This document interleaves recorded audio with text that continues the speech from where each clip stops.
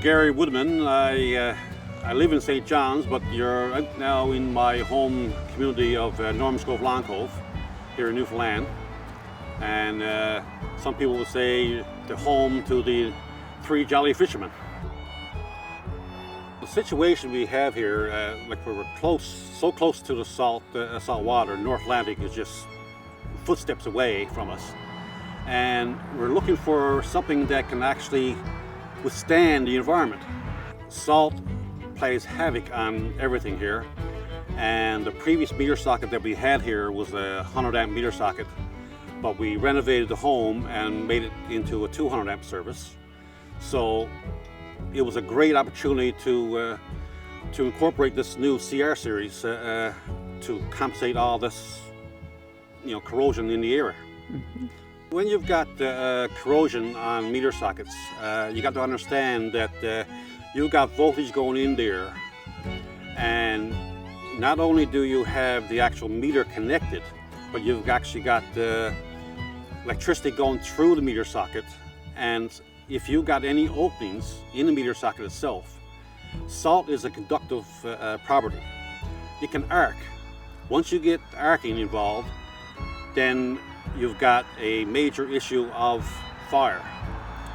And once the fire starts, that's it. It can. You're talking about a metallic enclosure.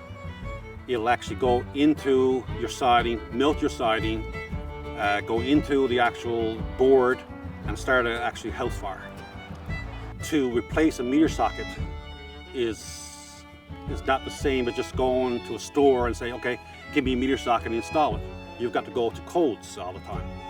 So by incorporating this CR series, you can add extra life to your meter socket, and you might never have to change your meter socket through the life of the home. For me personally, like I said, just 50 feet away from the salt water here, this meter socket was installed 7 years ago, and just the same as the day I took it out of the carton.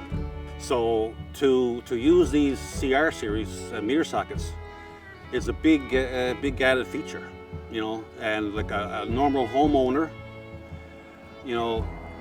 is for the extra few bucks there is an added confidence that you're not going to deal with something down the road that is not only going to cost you the cost of the meter socket, but actually years down the road, code may change, and you may have to go and actually upgrade your services and your panels and stuff, right?